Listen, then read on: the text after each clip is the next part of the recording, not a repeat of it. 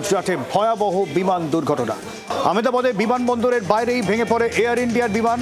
12 জন বিমানকর্মী সহ 241 জন যাত্রীর মৃত্যু। আশ্চর্যজনকভাবে জীবিত এক।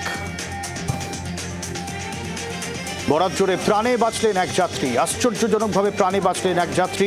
বিশ্বাস কুমার রমেশ প্রাণে বাঁচলেন, হেঁটেই উঠলেন অ্যাম্বুলেন্সে।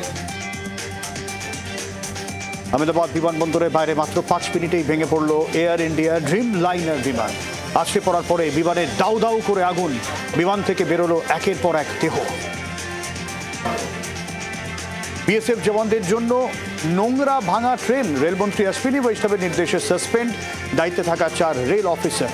3রা জুলাই থেকে শুরু হচ্ছে অমরনাথ যাত্রা। সেখানে ডিউটিতে যোগ দিতে যাচ্ছিলেন ত্রিপুরা বিএসএফ এর একটি অস্থায়ী ব্যাটালিয়ন। অভিযোগ, তাদের জন্য রেলওয়ের তরফে যে ট্রেনের ব্যবস্থা করা হয়েছিল তা অত্যন্ত অস্বাস্থ্যকর।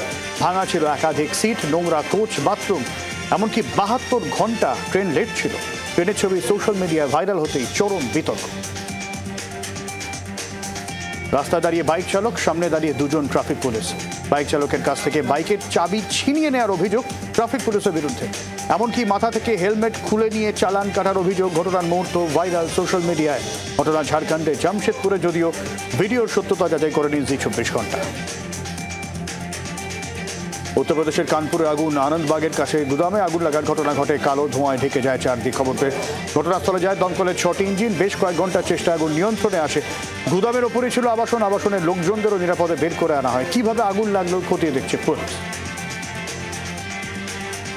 হায়দ্রাবাদের শুটিংয়ে বিপত্তি। দ্য ইন্ডিয়ান হাউস নামে একটি সিনেমার শুটিংয়ে হঠাৎই জলের ট্যাঙ্ক ভেঙে পড়ে ভেসে যায় গোটা শুটিং সেট। কয়েকজন টেকনিশিয়ান আহত হন। এরপরে ফিল্মের সেটের সুরক্ষা ব্যবস্থা নিয়ে প্রশ্ন উঠছে।